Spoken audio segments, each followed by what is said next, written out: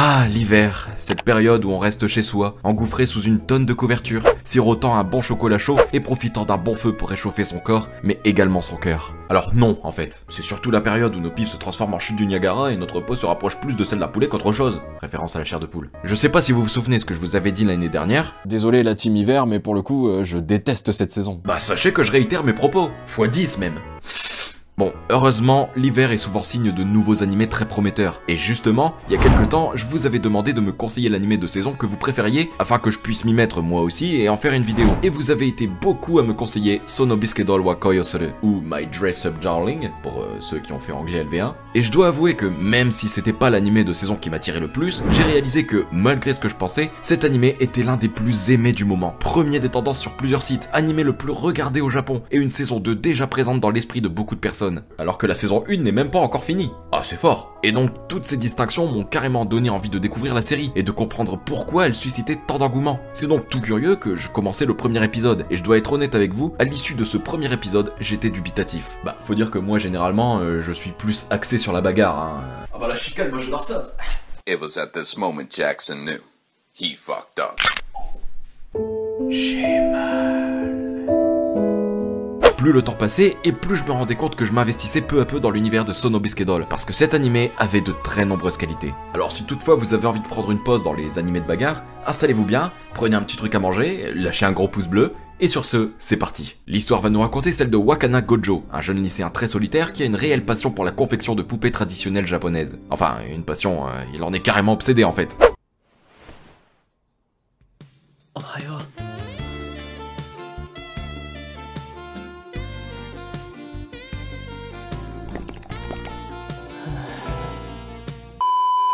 Il en est tellement passionné qu'il envisage même d'en faire son métier. Le problème, c'est qu'il n'arrive pas à assumer cette passion. Bah ouais, un garçon qui aime autant les poupées, c'est assez mal vu par la plupart des personnes. Du coup, Gojo, il essaye de cacher ça le plus possible, s'enfermant ainsi sur lui-même et vivant dans une solitude perpétuelle. Mais tout ça changera lorsqu'il rencontrera la belle Marin Kitagawa, une jeune fille pleine de vie et complètement passionnée par le monde du cosplay. Alors Gojo, il pensait que cette rencontre ne changerait strictement rien à sa vie. Et pourtant, il était loin de se douter que Marin découvrirait sa véritable passion. Ne t'inquiète pas, ça va bien se passer. À partir de ce moment, Marine, complètement subjuguée par les compétences stylistiques de Gojo, lui demandera de l'aider à réaliser le costume de ses rêves et ainsi incarner le personnage de jeu vidéo qu'elle adore tant. Alors, je sais, dit comme ça, c'est pas forcément alléchant. On se dit qu'on va avoir un animé basé exclusivement sur la couture, et qu'on peut difficilement créer de l'engouement, voire même de l'épicness autour de la couture. Personnellement, je pensais que j'allais me lasser au bout de quelques épisodes, que je trouverais ça sympa, mais sans plus. Mais au final, avant même de m'en rendre compte, j'avais déjà enchaîné 5 épisodes, ce qui m'a fait me coucher vers minuit 10. Bonjour, comment j'étais fatigué après. Pour être honnête, j'ai directement été absorbé par cet univers si envoûtant que propose Sono Bisquedol wa Koyosuru, et ce, dès le premier épisode. Mais avant de rentrer plus en détail dans les détails, ça veut rien dire. Laissez-moi vous parler du premier point qui m'a fait autant aimer l'animé, le côté artistique.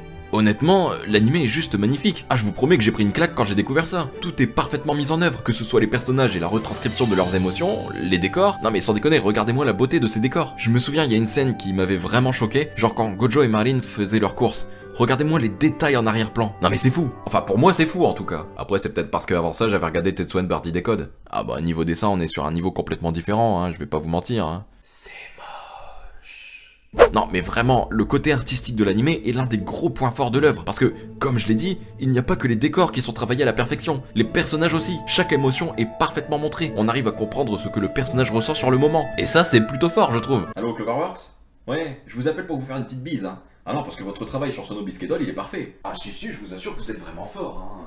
Non, c'est vous les meilleurs, arrêtez.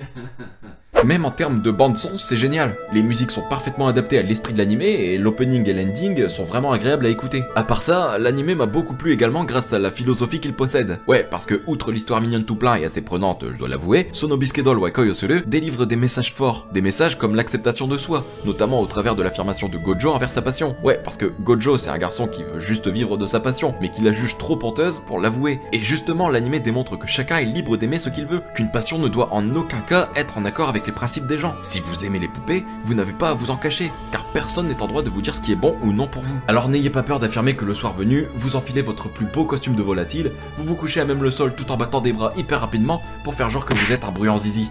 Ah mais c'est donc ça ce que tu fais le soir quand tu t'enfermes dans ta chambre? Non. Non, vraiment, l'anime a un excellent fond. Il prouve que seules les barrières qui nous empêchent de se lancer pleinement dans notre passion, c'est nous-mêmes qui nous les infligeons. Que ce soit à cause d'une mauvaise expérience traumatisante, comme Gojo, ou alors par simple appréhension du regard des autres, ce sont nous-mêmes qui nous fixons ces barrières. Et avec la rencontre de Marine, l'anime montre que tout le monde est différent. Que contrairement à ce que vous pourriez penser, les gens ne sont pas tous malveillants. Pour être tout à fait honnête, pendant longtemps j'ai hésité à avouer que j'aimais les animés. Même que j'aimais le Japon dans sa globalité. Faut dire qu'à mon époque, la passion du Japon et tout ce qui s'ensuit, genre les animés, bah c'était pas aussi bien implémenté dans la culture occidentale qu'aujourd'hui. Et du coup, les gens qui regardaient des animés à cette époque, ils avaient plus tendance à être catégorisés comme des personnes asociales et voire même des gros pervers. Triste époque. Et du coup, j'ai longtemps eu peur d'avouer que j'aimais ce monde. Bon, maintenant, je vous rassure, ça va mieux, hein. La preuve, j'ai même décidé de créer une chaîne YouTube pour en parler. Après, je dis ça, mais pratiquement aucun de mes proches sont au courant.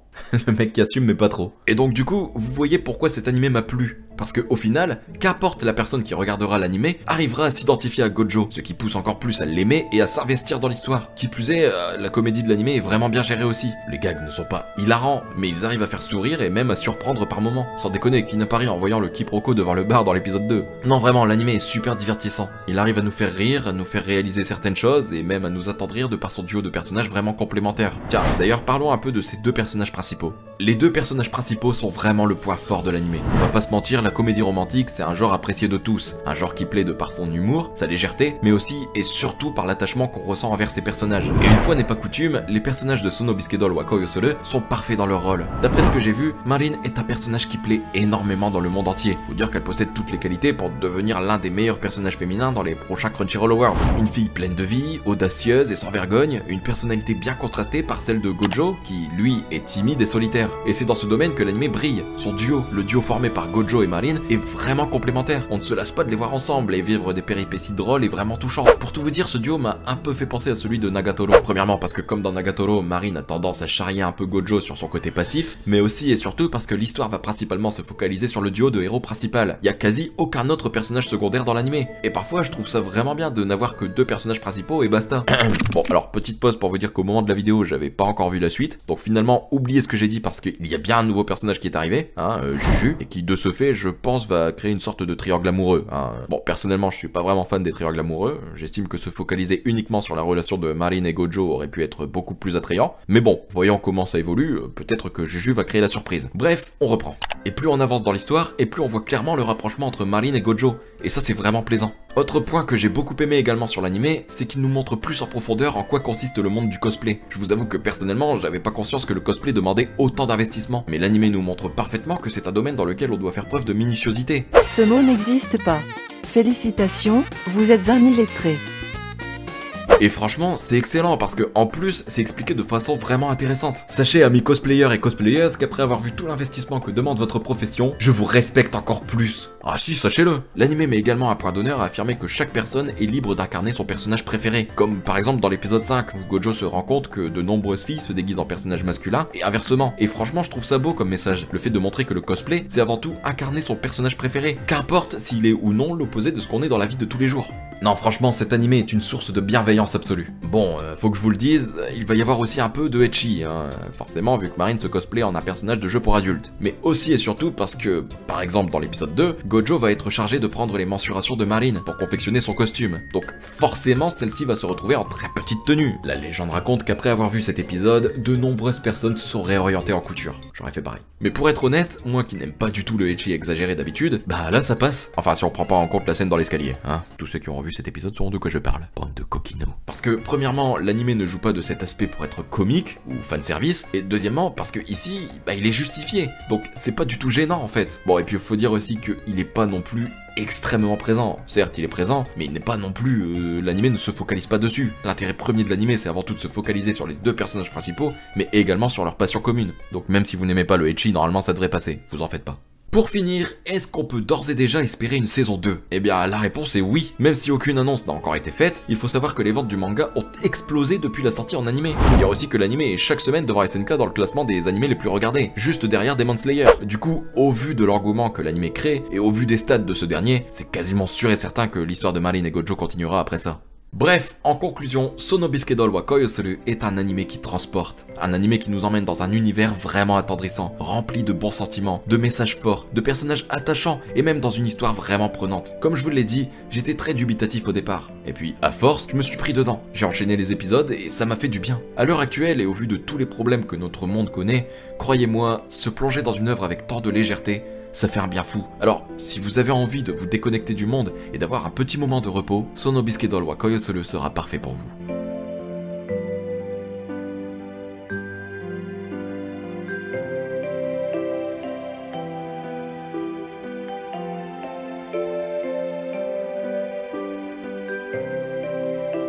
Bref, voilà ce qui conclut cette vidéo, et j'espère qu'elle vous aura plu. Si c'est le cas, n'oubliez pas comme d'habitude de balancer votre plus gros Kamehameha sur le pouce bleu, et de vous abonner pour ne pas louper la prochaine vidéo. Sur ce, moi je vous laisse, je vous fais des bisous, et je vous dis à plus dans une prochaine vidéo.